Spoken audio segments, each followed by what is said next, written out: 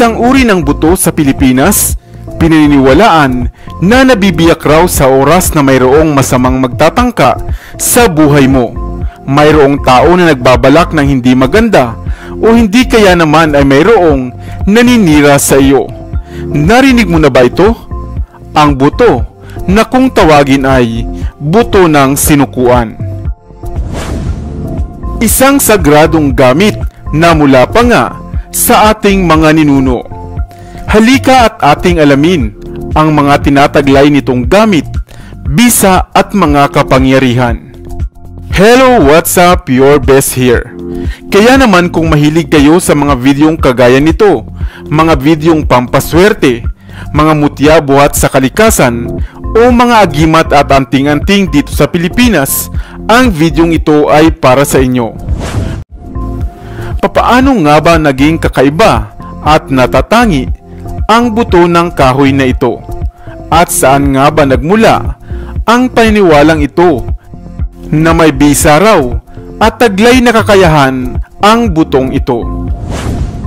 Ang Bodhi tree o ang Bo tree o di kaya naman ay kilala bilang Ficus religiosa ang siyang pinag-ugatan ng paniniwalang ito, lalo na nga sa relihiyong Budismo. Ayon nga sa paniniwala, sa mga punong ito daw nagpahinga at nahimlay ang kanilang Diyos na kung tawagin ay si Buddha. Kung kaya naman banal at sacred raw ang mga punong kagaya nito. At maging nga sa mga kilala nating plantito at plantita ay naniniwalang maswerte nga ang mga punong kapamilya at kagaya ng Ficus religiosa. Dahil dito ay maging ang mga buto o ang bunga nito ay kanilang kinokolekta at ginagamit bilang bahagi ng mga rosaryo o mga kwintas sa pananampalataya. Subalit ang buto ng sinukuan ay hindi nagmula sa bunga ng Bodhi tree, bagkus ay sa mga malalaking puno na kagaya lamang nito sa mga liblib na kagubatan dito sa atin sa Pilipinas. Kanila nga itong pinatutuyo at nililinis upang i-bless at lagyan ng bisa, at tinatawag na nga na buto ng sinukuan.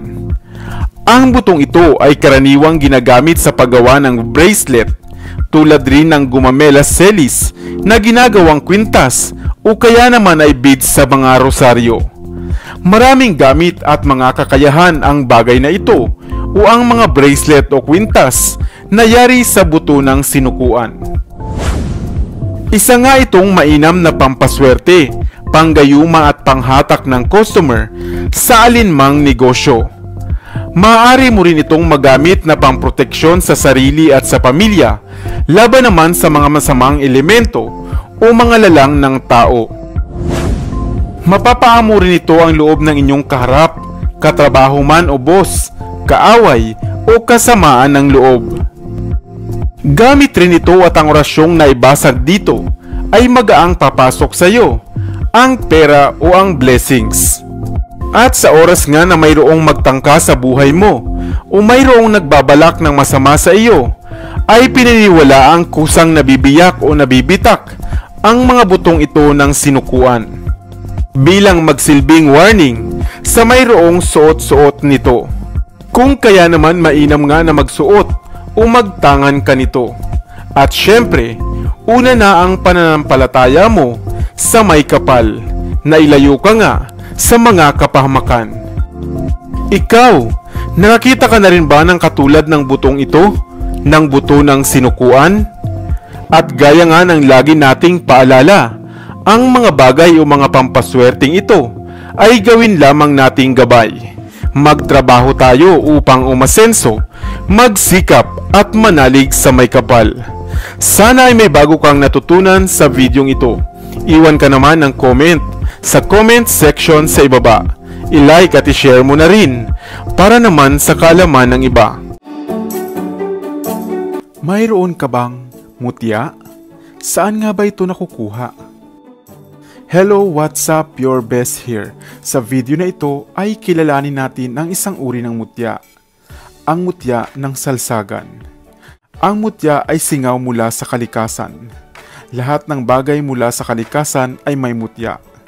Maaari kang makakuha nito mula sa mga halaman, prutas, puno, hayop, kidlat, ilog, bato, kuweba at iba pang bagay na likas na nilikha ng Diyos. Ang mutya ay lakas, at dahil ito ay lakas, nagtataglay din ito ng galing. At ang galing nito ang siyang magbibigay sa iyo ng proteksyon kapag nagmay-ari ka nito. Papaano nga ba gumagana ang mutya? Dahil sa ang mutya ay likas, ito ay natural ding gumagana. Hindi na ito kinakailangan pang buhayin ng mga orasyon. Isa na nga dito ang mutya ng salsagan. Ang salsagan ay isang puno na nahahawig sa niyog. Ito ay tinatawag na foxtail palm sa Ingles o bunga ng palmera sa Katagalugan. At kabilang ito sa uri ng mga palm tree. Pinaniniwalaang ito ay talagang nagmula sa Pilipinas. At kadalas ay tumutubo sa mga tropikal na bansa. Kadalasan din itong ginagawang sangkap sa pagnganganga. At para sa mga mahilig sa anting-anting at agimat, pinaniniwalaang ito ay mayroon ding mutya. Kung sakaling magtataglay ka daw di umano ng mutya nito, ay asahang hindi ka tatamaan ng bala o tatabla nito. Kabal at kunat naman sa katawan kung mapapalaban ka ng tagaan. Papaano nga ba ito makukuha? Sa araw daw ng Biyernes Santo, dakong alas 3 ng hapon, ay akyatin ang puno ng salsagan at kunin ang mga bunga nito. Ingatan daw na hindi malaglag sa lupa, at pagkatapos ay ibilad sa araw para matuyo. At kapag natuyo na ay isa-isahing kalugin ang mga ito. At kapag daw may napansin kang bunga na kumakalog, iyon ay ingatan sapagkat ito ang kaloob sa iyo. Huwag itong ipagyabang at gamitin lang sa kabutihan. Dito na sa Best TV, tayo ay matuto. Utak mapuno ng bagong kaalaman. Dito na sa Best TV, tayo ay lumibot. Lihim na mundo ay ating matuklasan. Dito yan sa Best TV. Dito yan sa Best TV. Dito yan sa Best TV.